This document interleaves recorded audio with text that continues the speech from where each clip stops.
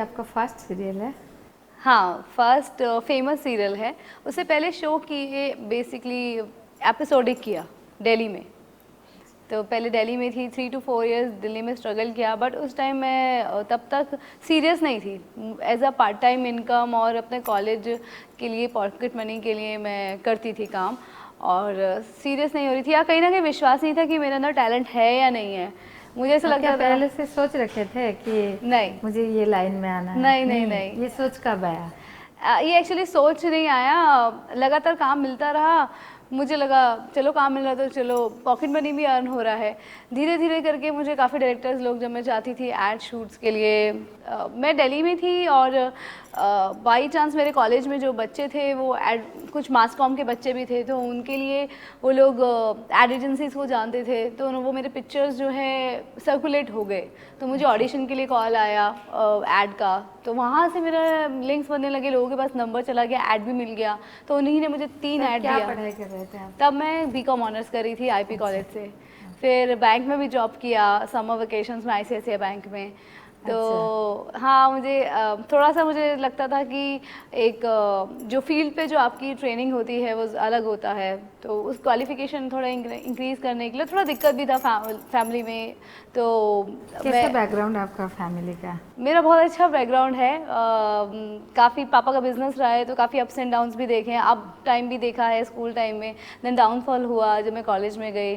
तो मम्मी को यही था कि जल्दी से नौकरी लग जाए। तो और आप फिर बड़ी हो क्या? हाँ, मैं सबसे बड़ी हूँ।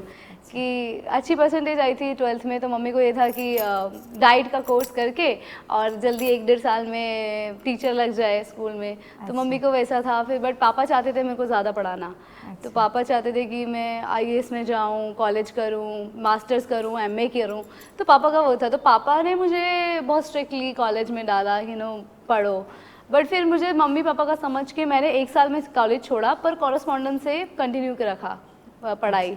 और मतलब इस तरह से ही काम कर करके पॉकेट मनी आता था, तो अपना भी करती थी और सिस्टर्स का भी करती थी। तो वैसे करते करते एमबीए तक किया। फिर ये दियाबती कैसे आया? वही जब एमबीए के बाद जब लगने लगा कि अभी मम्मी पापा तो सीरियसली वेट कर रहे थे मेरी जॉब लगने का, इंटरव्यूज़ देना शुरू कर दिया था, काफ़ी जगह इंटरव्यूज़ दिए थे, कॉल्स भी आ रहे थे। तो मुझे समझ में आ रहा था कि अब तो पक्का मुझे, और मैंने आईसीआईसीआई बैंक में जॉब करके भी देखा था 9 to 5, मतलब 8 की बैंकिंग है, बट हमें 6 बजे छोड़ दिया जाता था। तो मुझे समझ में आने लगा कि कहीं ना कहीं इससे ये मेरा एम्बिशन नहीं है, ये मेरा ड्रीम नहीं है, मेरी एक मुझे कॉमन मैन लाइफ नहीं चाहिए थी। मुझे लगता था इसमें लाइफ में कोई रस नहीं है, कुछ मज़ा नहीं है। बैंक जाओ, वहाँ पे कई लोगों से मिलो, वो अच्छा लगता था। और फिर 6 o'clock, बट कुछ मंथ्स के बाद बोर होना शुरू हो गई मैं कि अब क्या करूँ, अब क्या करूँ।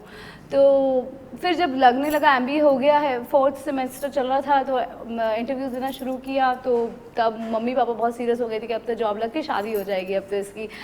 वो शादी का वेट कर रहे थे और जॉब लगने का वेट कर रहे। तब मुझे लगने लगा कहीं ना कहीं कुछ है मेरे अंदर जो मुझे पूरा करना है और अधूरा रह गया। तो काफ़ी मेडिटेट किया, तो मुझे समझ में आया कि मैं एक बार सीरियसली यहाँ ट्राई करना चाहती हूँ, जो मैं काम सोच रही थी कि मेरे में टैलेंट नहीं है। तो थिएटर ज्वाइन किया, एमबीए के दौरान ही मैंने थिएटर ज्वाइन कर लिया था। तो 1 साल थिएटर किया, और वहाँ सब लोग मुझे काफ़ी सराहना करते थे मेरी एक्टिंग की, क्योंकि मैं बहुत नेचुरल एक्टर हूँ, अच्छा है। तो मेरे अंदर कॉन्फिडेंस भी आने लगा। तो मैंने सोचा 1 साल जो है आफ्टर एमबीए मैं इंडस्ट्री को देती हूँ, टेलीविज़न, स्पेशली टेलीविज़न करना चाहती थी। तो बॉम्बे जाके स्ट्रगल कर, मैंने सोचा बॉम्बे जाके स्ट्रगल करती हूँ, बट वो बहुत टफ था। मेरी मिडिल क्लास फैमिली से कोई नहीं आया था कोई बॉम्बे।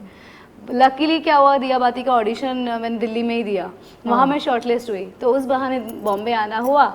और विदिन 1.5 month मुझे शो भी मिल गया ऑडिशंस के बाद।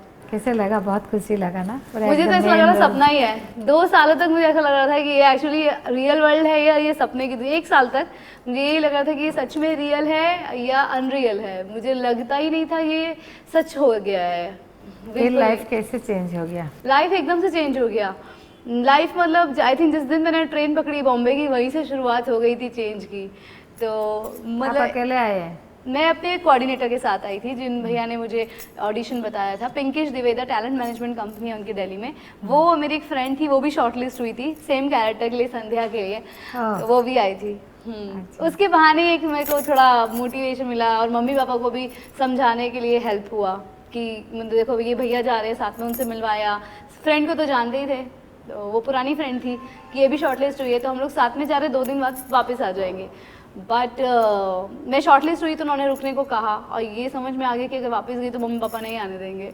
अच्छा। हाँ, तो रुकी रही, उनको बोला कि उन्होंने रुकने को बोला है, ऐसे कर करके। फिर बॉम्बे में कुछ जान पहचान के रिश्तेदार भी थे, तो फिर उनसे सपोर्ट करके हो गया। मतलब फिर 1.5 महीने बाद तो हो ही गया मेरा सिलेक्शन। फिर हो गया। हाँ, फिर मम्मी पापा आ गए मुंबई? नहीं, मम्मी पापा आए, मम्मी पापा को 3 to 4 मंथ्स बाद आए। मेरी सिस्टर पहले आ गई थी, सिस्टर हेल्प करने के लिए आ गई थी। कैसे ये जो मेगा सीरियल, कैसा लाइफ कैसा चलता है आपका? हम जैसे बाहर से देखते हैं सुबह से शाम तक शूट होता रहेगा, कैसा कैसा लाइफ? बहुत टफ लाइफ होता है। बेसिकली पर्दे पे परफॉर्मेंस करने में तो बिकॉज टैलेंट है तो बहुत मज़ा आता है, बट कहीं ना कहीं आप इतने इन्वॉल्व हो जाते हो कि आप क्या हो वही भूल जाते हो। मतलब एक आपकी पर्सनल लाइफ क्या होती है। मतलब जब मैं सीरियल कर रही थी मुश्किल से मम्मी को बात कर पाती थी, ये हालत हो जाता है, क्योंकि सुबह 8:15 बजे का कॉल टाइम होता है, 10 बजे तक शूटिंग खत्म होता है। तो बट बिकॉज आपका एम्बिशन होता है और लोगों का इतना प्यार मिलता है, तो वो वक्त कैसे गुजर जाता है, बह जाता है बेसिकली पानी की तरह, पता ही नहीं चलता है। मुझे वो 5 साल कैसे गए मुझे पता ही नहीं। मतलब मैं एक्चुअली संध्या बन गई, अपने लिए भी वही हो गया। तो बहुत अमेजिंग एक ड्रीम लैंड है, और जिनका भी इच्छा रहती है एक्टर बनने की ज़रूर ट्राई करना चाहिए, मैं तो ये कहूँगी। दियावती में आपको ऐसा कुछ मिला जो आपके लिए ऐसा कुछ अलग सा था कि इसको कैसे करूँ, क्या करूँ? ऐसे भी आपका रोल एक बहुत IPS हर दिन ऐसे ही लगता था मुझे। तो आई थिंक 2000 इनफैक्ट जब तक शो बंद हुआ, शो जब लास्ट क्लाइमेक्स तक था, मुझे हर दिन ऐसा लगता था नर्वसनेस स्क्रिप्ट को देख के कि इसको कैसे करना है। जो है वही इसलिए ज़्यादा सोचती थी। हर सीन से पहले मैं नर्वस होती हूँ कि कहीं कुछ गलती ना हो जाए, बेस्ट से बेस्ट डिलीवर करूँ, क्योंकि मैं जितना ही बेस्ट कर लूँ मुझसे भी बहुत बेस्ट लोगों ने किया हुआ है। तो मुझे एक मार्क पे पहुँचने के लिए बहुत बेस्ट चीज़ें देना ज़रूरी है। तो हर दिन एक नर्वसनेस तो होती ही थी। तो वो नर्वसनेस एक गुड नर्वसनेस भी थी मेरे लिए, जिसकी वजह से मेरे अंदर कभी मोनोटोनस नहीं हुआ कि आ गया है। तो मेरे लिए रिफ़्रेशिंग होता था, नया होता था सीन, तो लोगों को भी रिफ़्रेशमेंट। हर दिन संध्या जो है ग्रो करती हुई दिखाई देती थी, ऐसा मुझे लगता है। फिर ये तो आपका लाइफ में बहुत कुछ चेंज लाया। उसके बीच में आपका शादी हुआ सर? हाँ जी, मेरे बीच में शादी भी हुआ। लाइफ तो चलती रहनी चाहिए। तो मैंने जो सोचा था कि इस समय पे शादी, इस समय पे बेबी, तो वो मेरी जो प्लानिंग है वो परफेक्टली चल रही है। प्लान के हिसाब से हाँ, वो चल प्लान रहा के है। हिसाब से चल रही है। कैसा हुआ आपका मुलाकात? मेरा मुलाकात रोहित से सेट पर ही हुआ। वो मेरे डायरेक्टर थे, शो को डायरेक्ट करते थे, और वो भी दिल्ली से, मैं भी दिल्ली से। तो काफ़ी उनमें मुझे अपना कल्चर, अपना बैकग्राउंड, कहीं ना कहीं उनसे अट्रैक्शन हुआ, प्यार हुआ, फिर शादी हुआ। तो लव मैरिज ही करना चाहती थी, लव मैरिज हुआ। सब कुछ आपके प्लान के हिसाब से? सब कुछ मतलब वैसे सोचा नहीं था कि मेरी मम्मी बोलती है कि सबको सब कुछ नहीं मिलता है, बट मुझे ऐसा लगता है कि मुझे बहुत कुछ मिला है। जो मैं डायरी लिखती हूँ अपनी, तो उसमें जो मैं लिखती, बचपन से लिखती आ रही हूँ, वो सब चीज़ें वैसी होती जा रही है। So nice. यस, तो मुझे लगता है मैनिफेस्टेशन आपका जो है कहीं ना कहीं हेल्प करता है। पॉजिटिव थॉट्स, मैनिफेस्टेशन जो आप लाइफ में करते हैं वो ज़रूर पूरे होते हैं अगर स्ट्रांगली करते हैं तो। फिर अभी उसके बाद और कुछ सीरियल आपने पकड़ा नहीं? अभी देखना शुरू किया है, लुक टेस्ट देना शुरू किया है। तो कुछ मुझे उतना प्रभावित करने वाला, जो मुझे प्रभावित करे तभी मैं उसमें कुछ परफॉर्म करना चाहूँ, तो वैसा अभी तक कुछ नहीं मुझे मिला है। बट अभी सोचा है कि अभी जैसा भी मिलेगा तो करूँगी, अगर डिमांड रहेगा तो अभी तो लुक टेस्ट देना शुरू किया है, तो लेट्स सी। पिछली बार तो मैं बहुत लकी रही कि ऑडिशन दिया दिल्ली से ही और उसमें सेलेक्ट हो गई। इस बार देखती हूँ कितनी लकी हूँ। आप इससे पहले सीरियल देखा करती थी, आप जब पढ़ाई करती थी? मम्मी मेरी बहुत देखा करती थी, और दादाजी मेरे देखा करते थे। तब मेगा सीरियल था या पहले से जब छोटा छोटा सीरियल आता था वैसा था? जब मैं बचपन में देखा करती हाँ। थी, मुझे यादें ये है कि मेरे दादाजी 8:30 बजे समाचार देखते थे दूरदर्शन पे। तो मेरे दादाजी बड़े शौक से उसको बैठ के देखते थे। तो उस टाइम हम लोग खेल रहे थे, दादाजी ध्यान नहीं देते थे कि समाचार आ रहा है तो देखने दो। तो उस टाइम पे मुझे तब से मेरा टीवी के लिए अट्रैक्शन हुआ कि मतलब इसमें ऐसा क्या है जो मेरे दादाजी हमें ना देखकर इसको देख रहे हैं। तो तब से ऐसा हुआ कि कुछ टेलीविज़न इज़ वेरी, मतलब काफ़ी अट्रैक्टिव है, लोग काफ़ी उसको देखते हैं। फिर जब स्कूल में थी तब कुमकुम सीरियल मेरे दादाजी का फेवरेट सीरियल था, कुमकुम और ये क्योंकि सास भी कभी बहू थी। तो चाहे कुछ हो जाए मेरे दादाजी वो मिस नहीं करते थे, और मुझे दादाजी से बहुत अटैचमेंट रहा है शुरू से, दादी दादाजी से। तो उनको देख के मुझे ऐसा लगता था कि मुझे इनकी आंखों में इतना अच्छा दिखने के लिए, तो एक होता है ना बच्चा अपने दादा दादी का फेवरेट रहने के लिए, तो अगर मुझे भी ऐसा मौका मिलेगा तो इट्स वेरी गुड, क्योंकि उनको वो बहुत अच्छा लगता था, तो मुझे लगता है इट्स वेरी गुड। अच्छा, ये जो मेगा सीरियल का कल्चर जो है ना, हर दिन आता रहता है, ये कब खत्म नहीं होता है। आप उसके बारे में क्या बोलेंगे? मुझे लगता है लोग देखना चाहते हैं इसलिए ख़त्म नहीं होता, लोग देखना बंद ही नहीं करना चाहते। इनफैक्ट मैं जब अपने फैन से मिलती हूँ तो दिया बाती भी बंद हुआ, उनको अभी तक दुख है, मतलब वो उसको और देखना चाहते थे। मतलब मैं थक गई थी काम करते करते, बट लोग देखना चाहते थे। तो मुझे लगता है ये बिकॉज लोग देखना चाहते हैं जिस चीज़ को, और उनका बहुत दिल टूटता है जब उनका पहले क्या होता था जब हम छोटे थे, वो वीकली एक ही दिन आता रहता था, हम वेट करते रहते कब आएगा उस दिन। लेकिन आजकल क्या है, वो हर दिन आता है। फिर ऐसे मेगा सीरियल में क्या होता है, ये देखेगा वो देखेगा, एक पूरा एपिसोड चला जाता है। कैसे, आपको कैसे लगता है? मुझे लगता है कि आजकल अगर कुछ इम्प्रेशन होगा कि ऐसा कुछ एक हुआ है, वो स्टोरी तो ज़्यादा आगे नहीं जाता है क्या? मैं दीदी, अगर आप वेट करने की बात कहें तो मेरा ऐसा पॉइंट ऑफ व्यू है कि आजकल लाइफ में वेट तो किसी चीज़ का रहा ही नहीं है। इनफैक्ट लवर का भी वेट नहीं रहा है, बिकॉज यू नो अगर कहीं कोई आपका बॉयफ्रेंड, फ्रेंड या हस्बैंड दूर भी गया है तो आप व्हाट्सएप कॉलिंग पे या फेस टाइम उससे कर सकते हैं। तो कुछ वेटिंग जैसी लाइफ में कुछ चीज़ रही नहीं है। तो अभी उसकी बात ही क्या करें, लाइक किसी को वेट करना अच्छा नहीं लगता, आप बस स्टैंड पे भी वेट नहीं करना चाहेंगे, वो लाइफ हो गया। अगर सीरियल हफ्ते में भी आएगा तो लोग हॉटस्टार पे या वूड पे या दूसरे ऐप्स पे उसको 1000 बार देख लेंगे, तो उनको ज़्यादा अच्छा लगता है, जो लोग एक्चुअली ऑडियंस है, कि हर रोज़ आ रहा है। Nobody wants to wait, I think in today's generation nobody wants to wait. इसी वजह से मुझे लगता है कि लोगों को काफ़ी जल्दी है, तो इसी वजह से शायद वीकली ना होके एवरी डे जो आप है। जितने सारे लोग उसमें काम करते हो, बोर नहीं लगता है? हम इतना देखते हैं, फिर तो शूटिंग उसी तरह का पूरा होता रहता है। नहीं, बोर तो बिल्कुल भी नहीं थक नहीं जाते हो आप लोग, जितने सारे आर्टिस्ट? टैलेंट वही, जब तक काम बहुत अच्छा आता रहता है तो कभी बोर जैसा तो नहीं होता है, क्योंकि बोर इंसान तब होता है जब उसको अटेंशन नहीं मिलती है। और मैं इस बात में लकी रही हूँ कि मुझे प्रोटैगनिस्ट का रोल मिला, कि स्क्रिप्ट्स वेट कर रही होती थी, मेरे लिए मुझे एक्टिव रहना बहुत ज़रूरी था। तो जब तक आपको लाइफ में, इनफैक्ट लाइफ में भी एक वाइफ को कभी बोर नहीं लगता जब तक उसका हस्बैंड उसको अटेंशन देता है। तो वही लाइफ का रूल है कि जब तक आपको अटेंशन मिलता है आपको अच्छा लगता है, बट जहाँ अटेंशन डाइवर्ट होता है, जहाँ फोकस कहीं और जाता है, तो फिर आपको लगता है कि आपका वजूद कहीं कहीं मिस हो रहा है, तो फिर आप पीछे बैक स्टेप लेना शुरू करते हो और फिर आप बोर होना शुरू करते हो। ऐसा मुझे लगता है, ऐसा मैंने नोटिस किया, ऑब्जर्व किया, ऐसी मैं हूँ। तो जब तक आप सेंटर स्टेज पे हो, लाइट्स आपके ऊपर आ रही हैं, आपकी तो पलक भी नहीं झपकती है। पलक झपकने के लिए आपको देखना पड़ता है, अरे झपकूँ या नहीं झपकूँ, कहीं मेरा फेस डिस्टॉर्टेड तो नहीं हो जाएगा। तो बोर जैसा तो कुछ भी नहीं है जब तक आप फोकस में हो। फिर आपको कभी फिल्म में आने के लिए मन नहीं किया? फिल्म शुरू से तो मेरा नहीं था टारगेट। मेरा पहली बात तो मुझे ये भी नहीं था मैं एक्टर हूँ। एक्टर भी मुझे दिया और बाती हमने संध्या ने बनाया है। उस पहले तो मैं फ्रेशर ही थी काफ़ी, एक नॉर्मल सी लड़की थी और जो सिर्फ स्क्रीन से नहीं डरती थी और कॉन्फिडेंट थी। तो रोज़ सीन करते करते, हर रोज़ परफॉर्म करते करते मैं एक्टर बन गई, और बिकॉज वो इतना चैलेंजिंग था।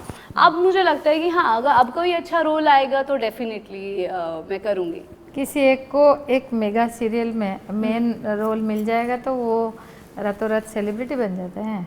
हाँ, अगर लोग पसंद करेंगे तो ज़रूर बन जाता है। लोग पसंद करेंगे तो आजकल तो लोग म्यूजिकली में भी सेलिब्रिटी बन जाते हैं। आजकल तो सेलिब्रिटी बनना मुश्किल नहीं है, बस आपके अंदर अट्रैक्शन होना चाहिए, आपके अंदर टैलेंट होना चाहिए, मुझे ये लगता है। फिर वो लाइफ कैसा होता है? जैसे एक सीरियल, अभी तो आप मेन रोल में कर चुके हो, अभी आप सेलिब्रिटी बन चुके हो, फिर लाइफ कैसा? ज़्यादा मीटिंग जाते हो या क्या, कैसा चलता है? लाइफ वही होता है, एक वर्किंग बिजी वूमन की जो लाइफ होती है वैसे ही होती है, because I am not a home maker, I am not a house wife.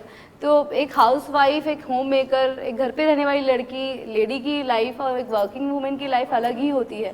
तो वैसा ही है, जैसे एक वर्किंग वूमेन की रिस्पॉन्सिबिलिटीज़ होती है, अकाउंटेबल होती है वो अपने काम के लिए और अपने प्रोफेशन के लिए। एक करियर ओरिएंटेड वूमेन और एक जो जिसका रिस्पॉन्सिबिलिटी घर का है उस वही मेरी लाइफ है। I am a working women, तो बेशक मैं घर पे रहती हूँ but I am accountable to my fans. तो मैं आप इंस्टाग्राम अभी जो स्टोरीज बोले हैं वो दोनों में कैसे बैलेंस करते हो? ऐसे घर में आपका छोटा बच्चा है, हाँ जी, फिर आप बाहर भी जाते हो, काम करते हो, बैलेंस कैसे करते हो? बैलेंस किसको मैंने ज्यादा time? ये एक अच्छी चीज़ करी कि मैंने दिमाग लगाया और मैं न्यूक्लियर फैमिली में नहीं गई, मैं फैमिली जॉइंट फैमिली मैंने रखा, क्योंकि मैं शुरू से थोड़ा सा इस मामले में दूर का सोचती हूँ। और उस टाइम पे मैं सेल्फिश नहीं हुई और सोचा कि you know joint family is the best. मैं भी जॉइंट फैमिली से हूँ कि कल को बेबी होगा तो उसको बहुत हेल्प होगी। मैं अगर बीमार पड़ी या हस्बैंड को कोई प्रॉब्लम हुआ तो अगर मैं काम पे रही तो पीछे से कौन है देखने के लिए। ज्यादातर आजकल लोग ये नहीं सोचते हैं, न्यूक्लियर फैमिली बहुत लोगों को अच्छा, लेकिन आप वेटिंग तो नहीं अलग है ना सोचते लाइफ हो। में, कुछ भी फोरकास्ट फ्यूचर का सोचते ही नहीं है, सिर्फ आज में भी नहीं जीते हैं, पास्ट में जीते हैं एक्चुअली हाँ। लोग। तो ये मेरे हस्बैंड और मेरा दोनों का ही है। रोहित की ज़्यादा ऐसे सोचती कि कल को बीमार हो गई तो कौन देखेगा, क्योंकि ऐसा होता था जब मैं अकेली आई थी बॉम्बे, तो एकदम से तो मम्मी अपनी चलती हुई लाइफ को नहीं छोड़कर आ सकती थी। मेरे छोटे भाई बहन हैं, उनकी स्टडीज़ चल रही थी, तो उस टाइम पर भी काफ़ी बीमार हो जाती थी तो बहुत मुश्किल हो जाता था। तो फिर मिस होती थी फैमिली, और मुझे लगता है बच्चों के लिए तो बेस्ट होता है उसके उनके दादा दादी चाचा चाची का प्यार, वही एक चाइल्डहुड मेमोरीज होती हैं, अच्छा बढ़ते हैं। तो मैं उस मामले में लकी हूँ कि जब मैं घर से बाहर जाती हूँ तो मेड्स तो आजकल आप भरोसा नहीं कर सकते, आती हैं जाती हैं आती हैं जाती हैं, उनको अटैचमेंट नहीं रहता है। मुझे तो ऐसी कोई नहीं मिली जिसको इतना अटैचमेंट रहे, तो मेरे को बट मेरी मदर इन लॉ है, उन पर विश्वास है, तो वो बहुत अच्छे से टेक केयर करती हैं। इनफैक्ट मेरी सिस्टर इन लॉ, मेरे ब्रदर इन लॉ, तो जिस दिन मैं बाहर जाती हूँ तो मेरे ब्रदर इन लॉ कोशिश करते हैं कि वो ज़्यादा समय घर पे दे। और ये भी लकी, और भी बहुत ज़्यादा लकी हूँ कि सोहम के साथ जो मेरा बेटा है उसके साथ में उसकी बहन भी है, मेरे ब्रदर इन लॉ की छोटी बेबी है जो 20 दिन छोटी है सोहम से, तो दोनों को भी एक अच्छा ट्यूनिंग हो जाता है, कंपेनियनशिप मिलती है। हाँ, आप अभी और क्या कर रहे हैं? जैसे आप बोल रहे थे कि आप ओडिसी में आपका बहुत इंटरेस्ट है, क्या कर रहे हैं? आज मेरा ओडिशा आने का रीज़न ही यही है कि मैं काफ़ी वक्त से आना चाहती थी, बिकॉज ओडिसी मैं सीख रही हूँ 2014 से, जब मैं दिया और बाती हम करती थी। तो सीखते सीखते मैंने थाईलैंड में भी एक शो किया है और बॉम्बे में भी करती रहती हूँ। आप ओडिसी कहाँ से सीखे हो, किससे?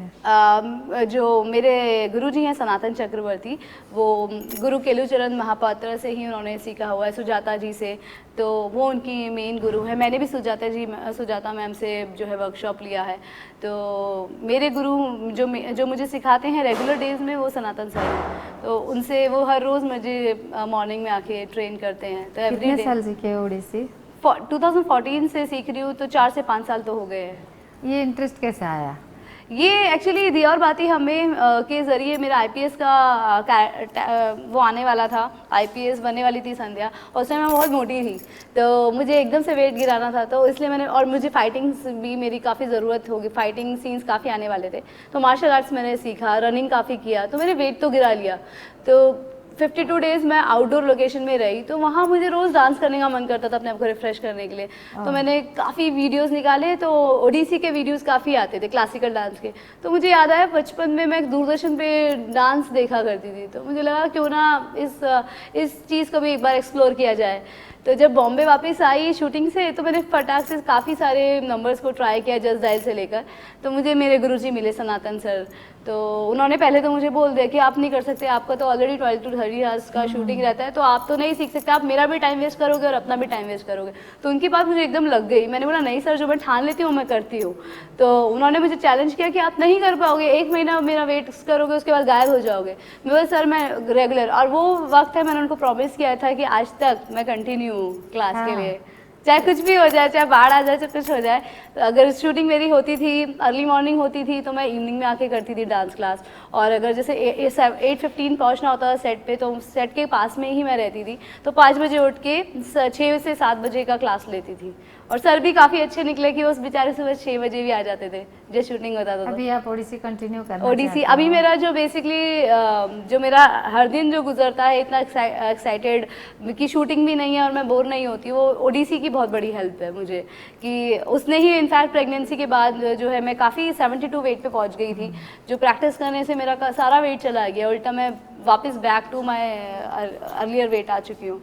आप गाना भी गा लेते हो? नहीं उधर नहीं, बिल्कुल एक्सप्लोर किया। हाँ। और क्या करते हो फिर इसके अलावा? और स्विमिंग करती हूँ, स्विमिंग मुझे बहुत पसंद है, और बच्चों के साथ खेलना बहुत पसंद है, तो उनके साथ बाकी टाइम आजकल लोग सोशल नेटवर्क में ज्यादातर एक्टिव रहते हैं, आप हाँ। कैसे हैंडल करते हो सोशल नेटवर्क? बहुत टफ होता है, बट फैंस का प्यार है और वो वेट करते रहते हैं मेरे पिक्चर्स का और मेरे what I am doing in my daily life, तो उसको जानने के लिए। तो और बीइंग अ सेलिब्रिटी थोड़ा सा आजकल ज़रूरी भी हो गया है फैंस से टच, और बहुत अच्छा है फैंस के लिए डायरेक्ट टच में। मैं कमेंट्स का रिप्लाई करती हूँ, लाइव वीडियोस बहुत कम कर पाती हूँ, बट करती हूँ तो काफ़ी अच्छा रिस्पॉन्स आता है, लोगों को बहुत अच्छा लगता है। तो जब फैंस को अच्छा लगता है तो खुद को भी बहुत अच्छा लगता है कि चलो कुछ उनकी खुशी के लिए किया, तो इसलिए मैं कोशिश करती हूँ कि मैं रेगुलरली अपडेट करूँ। कोई फैन ऐसा नहीं मिला जो आपको शादी करना चाहते हो? माय गॉड, नहीं मैं ये तो एक के साथ हो गया, उसको छोड़ के। नहीं नहीं, मेरे हस्बैंड मेरे फैन नहीं थे बिल्कुल। ये ये बहुत उनका अच्छी fan बात थे थी। शायद। हाँ वो है बट ऐसा वो तो आते हैं, पर मैं उधर इंटरेस्ट नहीं लेती। और दूसरी बात ये है कि बिकॉज ऑफ दिया बाती मेरी इमेज ऐसा बहन बहू बेटी वाली काफ़ी है, ना कि एक ड्रीम गर्ल टाइप्स नहीं है मेरी इमेज। तो मुझे पता नहीं बाकियों का, मेरा इतना ज़्यादा इंटरेक्शन नहीं हुआ है। मैं ज़्यादा मतलब रहती हूँ, जो वल्गर कमेंट्स करते हैं उनको मैं फिर ब्लॉक भी कर देती हूँ। आगे जाके क्या करना चाहते हो फिर? आगे कैरियर जाके कैसे मेंटेन करना चाहते हो? जैसे हो रहा है बहुत अच्छा हो रहा है, और मेंटेन जैसा कुछ नहीं है, मुझे तो कुछ नहीं करना है, वो तो गॉड है जो आगे तक करते हैं। कुछ ऐसा सीरियसली सोचा नहीं है, बट हाँ ओडीसी के शोज़ करना चाहती हूँ, डांस में आगे जाना चाहती हूँ, और अच्छा कैरेक्टर मिले तो, अच्छा फिल्म्स में भी रोल मिले तो ज़रूर करूँगी। फिर मेगा सीरियल मिलेगा तो फिर? मेगा सीरियल डेफिनेटली अच्छा रोल मिलेगा, अच्छा रहेगा तो डेफिनेटली करूँगी। शादी एंड फैमिली क्या मायने रखते हैं एक लड़की के लाइफ में?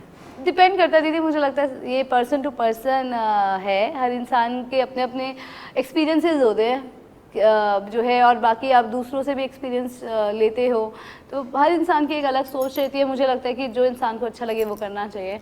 हाँ बट अगर शादी करनी है, और मुझे लगता है बहुत अच्छी चीज़ है शादी, बट बहुत ज़रूरी है कि वो एक अच्छे इंसान से हो और अच्छे इंसान एडजस्टमेंट करना पड़ता है। एडजस्टमेंट तो मुझे लगता है कि आपको कॉम्प्रोमाइज़ एडजस्टमेंट्स तो एक्चुअली प्यार एक गिवर की तरह करना चाहिए, तो उसमें एडजस्टमेंट और कॉम्प्रोमाइज़ आते ही नहीं हैं।